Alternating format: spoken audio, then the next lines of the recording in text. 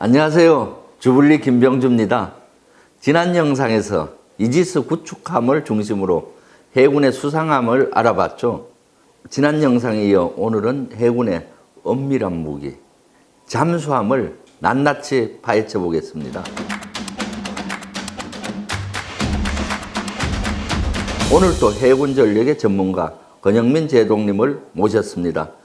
권 제독님 안녕하세요. 반갑습니다. 예, 잠수함은 통상 물속에 들어가서 얼마 정도 있나요?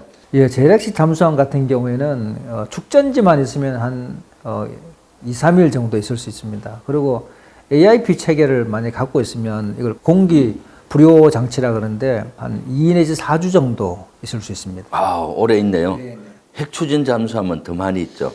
이 핵추진 잠수함은 그 연료 때문에 못 있는 건 없습니다. 그래서 무한대로 있을 수 있지만은 거기에 승조하고 있는 승조원들의 정신적인 한계, 또 주부식 문제 때문에 통상 한 3개월 정도로 보고 있습니다. 아, 네. 예, 그리고 또 전략 잠수함 같은 경우에는 그 승조원들을 2조로 이렇게 나눠서 한 6개월 정도까지 물속에 있을 수 있습니다. 잠수함의 역사에 대해서 간단히 말씀해 주시죠. 그렇습니다. 잠수함이 이제 전쟁에 처음 사용된 거는 미국 남북 전쟁 때 1776년경입니다. 미국의 그 데이비드 부시넬이라는 사람이 터틀이라는 잠수함을 만들어서 영국 기함인 이글함에 공격을 한 게 잠수함으로서 수상함을 공격한 시초라고 볼 수 있습니다. 그 잠수함이 전쟁 때 쓰였던 걸로 유명한 건 2차 세계대전 때 독일의 유보트. 그 대단히 유명하잖아요. 그렇죠. 전쟁 때는 언제 쓰였나요? 네, 말씀하신 대로 2차 대전 때 그 독일이 연합군 상선단의 어떤 항로에다가 유보트를 집중 배치시켰습니다. 그래서 그걸 울프백 전술이라 그러는데 그 전술을 통해서 연합군의 어떤 상선들이 많이 침몰하고 해상 교통로가 차단된 이런 일들이 있었습니다. 네. 이러한 잠수함 우리나라는 언제부터 도입했죠? 예, 우리나라는 1992년도에 장보고함을 독일에서 만들어서 인수를 한 게 시초고 그 이후부터는 기술 도입 생산을 우리나라에서 다 만들었습니다. 근데 미국에서 도입을 안 하고 통상 무기 체계는 미국에서 많이 도입했잖아요. 왜 독일인가요? 네, 연합 작전을 위해서 미국과 많이 그 수입을 하는데 그 당시에 미국은 그 재래식 잠수함 없이 다 원자력 잠수함만 있었습니다. 그렇죠. 그러다 보니까 우리가 도입하기가 제한됐고 또 그 당시에 독일은 벌써 전 세계 11개국에 49척이라는 잠수함을 수출한 실적이 있습니다. 그래서 그로 인해서 저희들이 독일 잠수함을 도입하게 됐죠. 조선 안창호급은 이제 시험 운행 중에 있죠. 예, 이제 마지막 그 시험 중에 있습니다. 예. 두 번째 암모함 진수식 했나요? 그렇습니다. 네. 그러면 조만간에 도산 안창호급도 2척 전력화가 되겠네요. 예, 그렇게 예상하고 있습니다. 이번에 우리가 그 새로 한국에서 독자 설계한 것이 도산 안창호급 3,000톤급이잖아요. 대단한 것 같아요. 우리 자체 설계한 것이. 국산화율이 얼마나 됩니까? 78% 정도로 알고 있습니다. 이렇게 독자 설계했다는 잠수함, 그런 의미가 뭘까요? 잠수함 독자 설계는 잠수함을 오랫동안 운용해본 그 경험을 바탕으로 산출물이 나온 겁니다. 그래서 그 독자 설계를 통해서 잠수함을 만들 수 있는 기반이 되는 것이죠. 잠수함 독자 설계를 할 수 있다는 것이 잠수함 건조를 할 수 있다는 의미를 가지고 있습니다. 예. 이런 잠수함은 추진체에 따라서 두 종류가 있죠. 디젤하고 핵추진하고. 그 차이가 뭡니까? 디젤과 원자력 추진은 사실은 그 워낙 클래스가 달라서 비교화가 제한이 되는데 디젤 잠수함은 전기를 만들려면 연료가 있어야 되지 않습니까?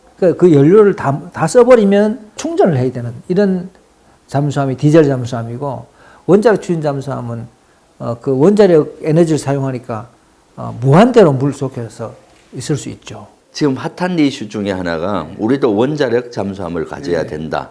이렇게 많이 논의가 되고 있죠. 거기에 대해서 어떻게 생각하십니까? 원자력 잠수함이 전력화되면 작전적으로 대단히 유용하다고 저는 생각합니다. 특히 SLBM 대응을 하기 위해서는 아주 최적화된 전력이라고 저는 생각을 합니다. 주로 이제 잠수함이라고 하면 엄밀히 가서 적 함정을 요격한다든가 또는 뭐 기뢰를 부설한다든가 여러 임무가 있을 텐데 잠수함 임무는 통상 어떤 임무가 있나요? 잠수함 임무는 일차적으로는 상대방 그 해안에 가서 잔망경을 정찰하는 임무, 감시 정찰 임무가 있고요. 또 하나는 수상함이나 잠수함을 공격하는 지상 핵심 표적을 또 유도탄으로 공격하는, 또 하나는 말씀하신 대로 항구에 기뢰를 깔아서 항구를 봉쇄하는 이런 역할을 합니다. 그러면 이제 잠수함이 엄밀히 침투해서 적을 간척하는 임무 하나, 그다음에 이제 수상함을 공격하잖아요.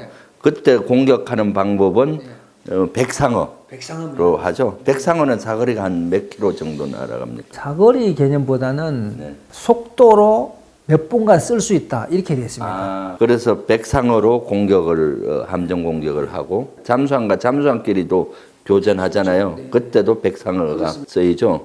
그다음 이제 지상에 공격을 하잖아요. 그때는 탄도미사일이나 순항미사일로 공격하는데 대다수 잠수함은 순항미사일이죠. 현재는 예. 지금 도산 안창호급도 그런가요? 현재는 그렇습니다. 앞으로 우리도 탄도미사일까지 잠수함에 장착이 되면은 엄청난 위력을 발휘할 텐데. 탄도 미사일을 탑재하게 되면은 반응 시간이 아주 빨라지고, 그렇죠. 그다음에 탄도 위력이 커지기 때문에 그것도 참 의미가 있습니다. 네. 우리 군이 바닷속에서 은밀하게 적을 타격할 수 있는 SLBM 잠수함 발사 탄도미사일의 수중 발사에 성공했습니다.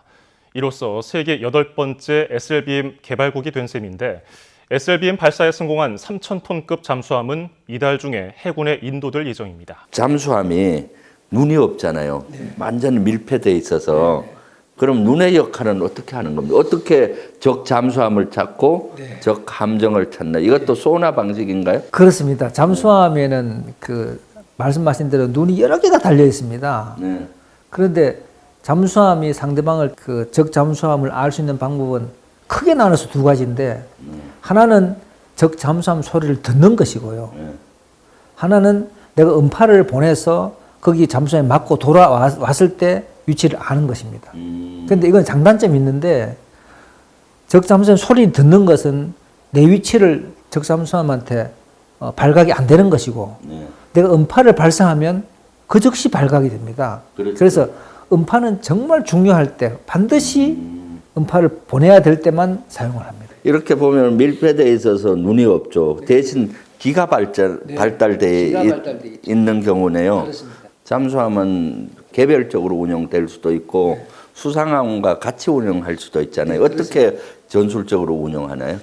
기본적으로 잠수함 은밀성을 보장해야 되기 때문에 그 단독 작전을 기본으로 하고 필요할 때 그 협동 작전을 하기도 합니다. 미국에 항공모함 갈 때 항상 밑에 잠수함이 같이 가잖아요. 그렇죠. 잠수함이 앞에 가는데 그때는 이제 잠수함한테 미리 그쪽으로 보내서 앞쪽에 있는 다른 잠수함들을 사전에 클리어시킬 수 있도록, 그러니까 없앨 수 있도록 이렇게 임무를 주는 겁니다. 그걸 큰 개념에서 보면 협동 작전을 볼 수 있죠. 그렇죠. 그래서 대부분은 단독 작전을 한다. 단독 작전 할 때 바다 안에도 지형이 있잖아요. 그걸 잘 이용하는 것 같던데요. 그것도 있고, 그 잠수함은 그 음파를 발사해서 상대가 있는지 없는지 알지 않습니까? 음파는 온도나 매질이 다르면 굴절을 합니다, 이렇게. 그렇죠. 그러니까 여름 되면은 바다 위는 따뜻하고 밑은 차갑지 않습니까? 그 음파를 쏘면은 위로 올라가 버리든지 밑으로 굽어 버립니다, 이렇게.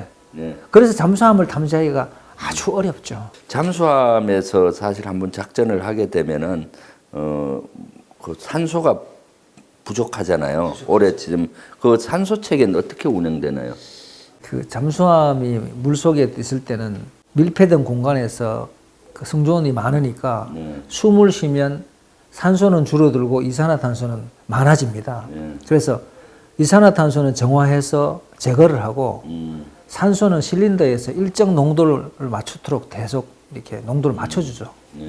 그렇게 하고 또 한 번씩 스노클하다 올라오면 전체 공기를 이제 환기시켜 줍니다. 그리고 오랫동안 물 속에 있다가 지상에 오면은 여러 가지 어려움이 있을 텐데. 워낙 태양을 안 보고 오래 물 속에 있다가 나오면 직사광선에 좀 이렇게 노출이 되는 게 처음에 불편할 것이고, 또 잠수함이 공기가 아주 깨끗하지 않습니까?